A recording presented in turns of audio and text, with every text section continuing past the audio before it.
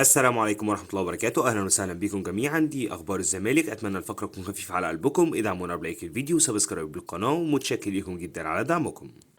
الزمالك أنهى أمس الاستعداد لمواجهة بروكسي بالكاس اليوم الثلاثاء. أسندت لجنة الحكام مباراة الزمالك وبروكسي لطاقم تحكيم يضم كل من وليد عبد الرازق حكم ساحة، ويساعده خالد السيد ومحمود عبد السميع حكام راية، ومحمود محمد عبد الله حكم رابع. غيابات الزمالك أمام بروكسي: يغيب عمر جابر لعدم الجاهزية الفنية، حيث وضع الجهاز الفني برنامجا تدريبيا بدنيا خاصا للاعب من أجل تجهيزه للفترة المقبلة، بينما استبعد مصطفى الزناري نظرا لخضوعه لبرنامج تدريبي، وأحمد فتوح بسبب استمرار تأهيله نظرا لمعاناته من آلام في الظهر، في حين غاب عبد الله جمعة بسبب الإجهاد في العضلة الخلفية، ومحمد عبد الشافي نظرا لاستمرار إصابته في الركبة، بينما تم استبعاد عمرو السيسي بسبب استمرار تأهيله بسبب الإصابة في الركبة، وناصر منسي بسبب المعاناة من الإصابة بإجهاد قوي في العضلة الضمة واحتياجه لفترة تأهيل ما بين أسبوع إلى 10 أيام. فضل الجهاز الفني بقيادة أوساريو منح أحمد مصطفى زيزو راحة في ظل تلاحم المباريات ليكون أكثر جاهزية للمباريات المقبلة، خاصة أنه تعرض للإصابة في مباراة المقاولون بالتواء في الكاحل لكنه تعافى منه.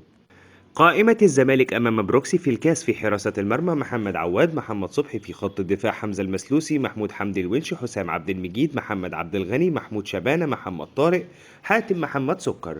وفي خط الوسط نبيل عماد دونجا، محمد أشرف روق، السيف فاروق جعفر، سيد عبد الله نيمار، وأحمد بالحاج، وشيكا بالا، وإبراهيم انداي، ومصطفى شلبي. وفي خط الهجوم سيف الدين الجزيري، يوسف أسامة نبيه، سامسون إيكينولا.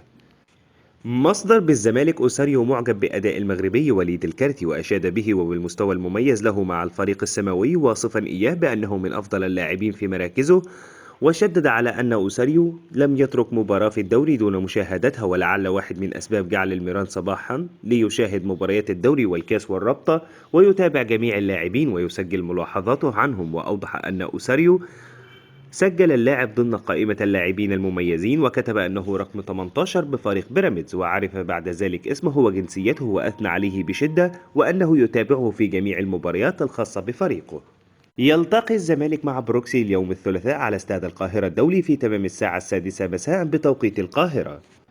أحمد مرتضى منصور: تم توجيه الشكر للمدير الفني لليد جيرالد بعد خسارة السوبر الإفريقي، وتم الاتفاق على فسخ التعاقد بالتراضي، وأضاف: ما فيش حاجة بتتعمل في كرة اليد بالزمالك إلا بمناقشة أسماء وشخصيات كبيرة وكتيرة، منهم كابتن روبي وهشام ناصر رغم وجود خلافات، وكابتن حسام غريب، وكابتن الأحمر، وكابتن حسين لبيب. حصل تواصل معاه من قبل مرتضى من أسبوعين، وتابع شكرنا المدير الفني ليد الزمالك لأن في ظروف كتيرة حصلت، وبداية الموسم رحل يحيى الدرع وسيف الدرع، ووسام موقوف بسبب المنشطات، وفي إصابات بالفريق، والحجز على أرصدة النادي أدى لتأخر المستحقات.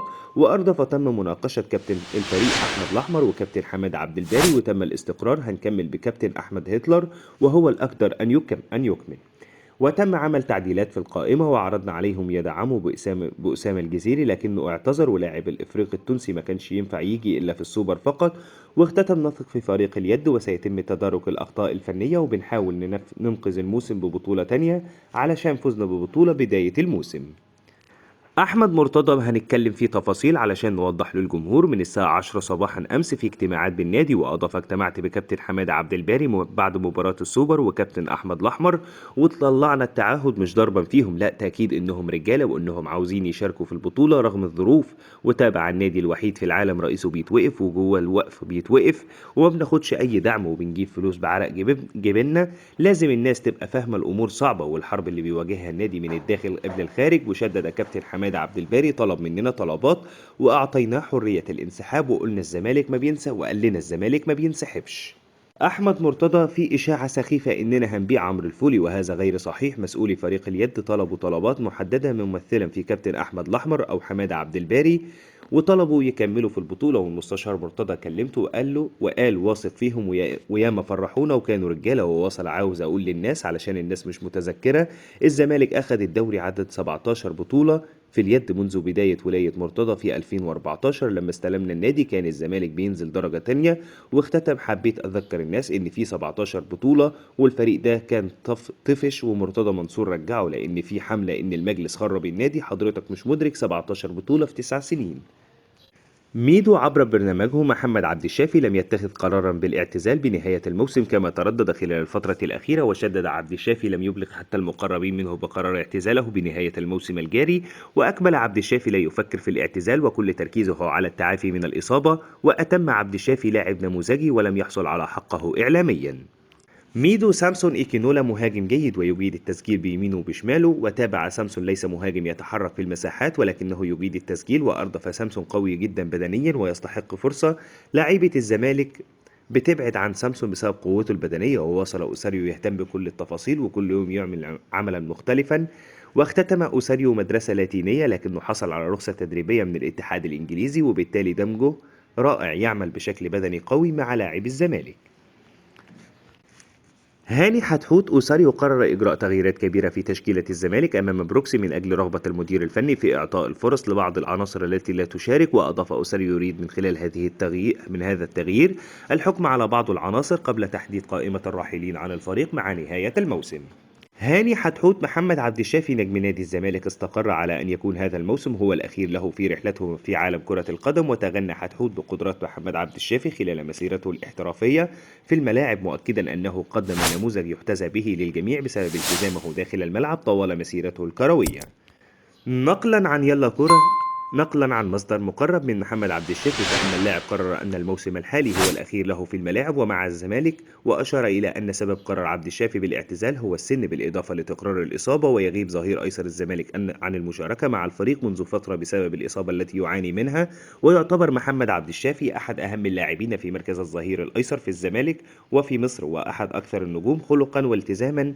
ويذكر أن عقد عبد الشافي ينتهي مع نادي الزمالك بنهاية موسم 2024. محمد الشاذلي المتحدث الرسمي لوزارة الشباب والرياضة ترشح مرتضى منصور للانتخابات المقبلة سيتم حسمه عن طريق لجنة قضائية، وأتم اللجنة هي من ستحدد إمكانية خوض مرتضى منصور انتخابات نادي الزمالك المقبلة المقرر إجراءها مع أقرب جمعية عمومية. وأشار إلى أن مرتضى ليس له علاقة بنادي الزمالك في الفترة الحالية، وأن مجلس الإدارة سيقوم بتعيين قائم بأعمال رئيس النادي خلال الفترة المقبلة. إبراهيم فايق محمد عبد الشافي اتخذ قرارا بالاعتزال نهاية الموسم بسبب تجدد الإصابة بالركبة التي لازمته مؤخرا. وأكد مصدر مقرب من اللاعب أن عبد الشافي قرر بالفعل الاعتزال نهاية الموسم بسبب تجدد الإصابة، وأنه أخبر مسؤولي الزمالك بالفعل بنيته في الاعتزال نهاية الموسم الجاري. وأضاف محمد عبد الشافي يتبقى له موسم إضافي مع نادي الزمالك لكنه قرر الاعتزال بالفعل نهاية الموسم. وتابع عبد الشافي لم يحدد مستقبله بعد الاعتزال، وأعتقد أن النادي سيفتح ذراعيه له بعد الاعتزال بسبب حالة الالتزام التي ظهر عليها اللاعب طوال فترة مسيرته الكروية.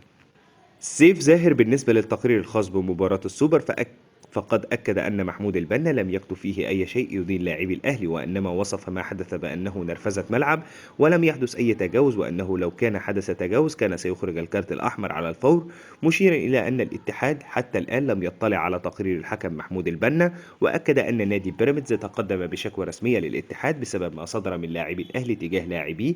وناشد سيف زاهر مسؤولي الاتحاد بضرورة إصدار قرارات سريعة في هذا الملف لأن أي تأخير قد يزيد الأمور اشتعالا.